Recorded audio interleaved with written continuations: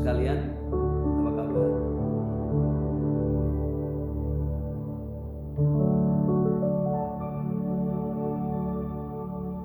Yakobus 4 ayat 15 berkata begini, saudara sekalian. Sebenarnya kamu harus berkata, jika Tuhan menghendakinya, kami akan hidup dan berbuat ini dan itu. Saudara sekalian dikasih Tuhan, perhatikan kalimatnya, jika Tuhan menghendakinya. Berapa banyak dari saudara yang hari-hari ini sudah putus asa? Mungkin sudah kehilangan pengharapan. Buktinya apa? Berapa banyak dari saudara yang tidak punya rencana, tidak membuat rencana, tidak membuat rencana tentang bagaimana nanti setelah virus ini berakhir. Apa rencana kita? Berapa banyak dari kita yang kuisera-sera, what will be will be. Saudara ingat sebuah perkataan yang pasti saudara tahu. If you fail to plan, you plan to fail. Jika saudara gagal membuat rencana, saudara sedang merencanakan untuk gagal. Mari saudara sekalian, walaupun saudara sedang self-isolated, tidak bisa kemana-mana, mari kita bikin rencana untuk hidup pribadi saudara, untuk pekerjaan, rumah tangga kalau saudara sudah menikah, dan untuk pelayanan saudara, untuk gereja misalnya. Apa rencana saudara? Tapi yang penting adalah waktu saudara membuat rencana, mari kita mulai dengan kata-kata jika Tuhan menghendakinya. Dalam bahasa Latin, Deo volente. Nah, pada zaman abad 18, banyak orang ketika menulis surat, selalu pada akhirnya mereka bubuhkan kata DF, Deo volente, jika Tuhan menghendakinya. Saudara sekalian, mengapa waktu saudara membuat rencana, kita perlu mengatakan itu, jika Tuhan menghendakinya? Karena yang pertama, kita ini lemah, kita terbatas. Di sini digambarkan manusia itu seperti uap. Di dalam Mazmur 103 digambarkan manusia itu seperti rumput yang hari ini ada, besok dibuang orang, dibakar di dalam api. Tapi kita bersyukur karena justru pada rumput yang lemah itu Allah berkata, Allah memberi keindahan, Allah memelihara. Artinya adalah sudah sekalian, walaupun kita lemah, kita punya Allah yang memelihara.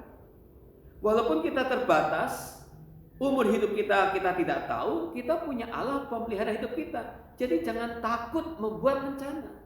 Kita punya Allah yang terus bekerja memelihara saudara dan saya. Dia adalah Allah yang hidup. Yang kedua, saudara sekalian, mengapa setiap kali saudara membuat rencana, saudara dan saya harus memulai dengan kata-kata jika Tuhan menghendakinya. Karena yang kedua, saudara sekalian, manusia pada hakikatnya adalah duniawi dan sangat kekinian. Di sini dikisahkan dalam Yakobus 4, yang dipikir manusia cuma dagang dan mendapat untung. Saudara, di awal tadi dikatakan manusia tidak tahu akan hari esok, manusia itu lemah.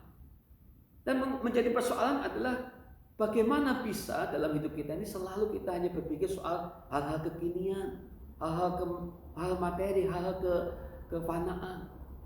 Alkitab mengajak kita untuk mulai memikirkan perkara-perkara yang di atas. Seperti yang dikatakan Paulus kepada jemaat di Kolose, pikirkanlah perkara-perkara yang di atas di mana Kristus ada. Karena itu sudah sekarang rencanakanlah sesuatu yang menyenangkan hati Tuhan.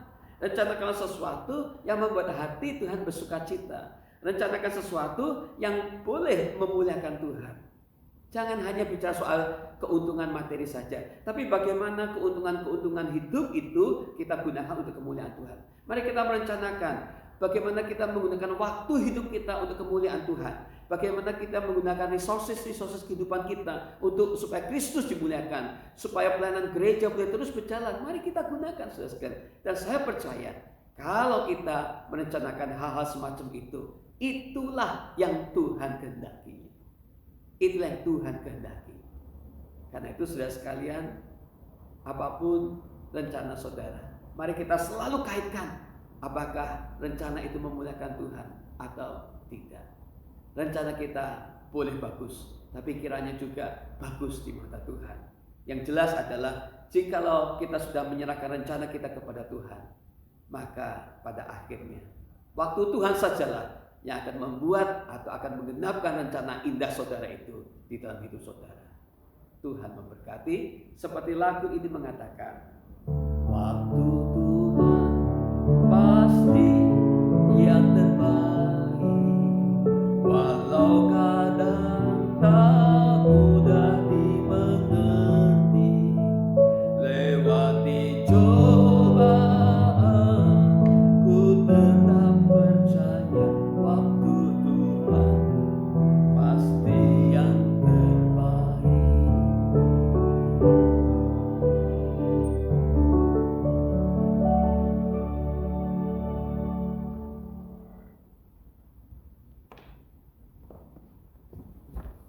telepon deh. Gila.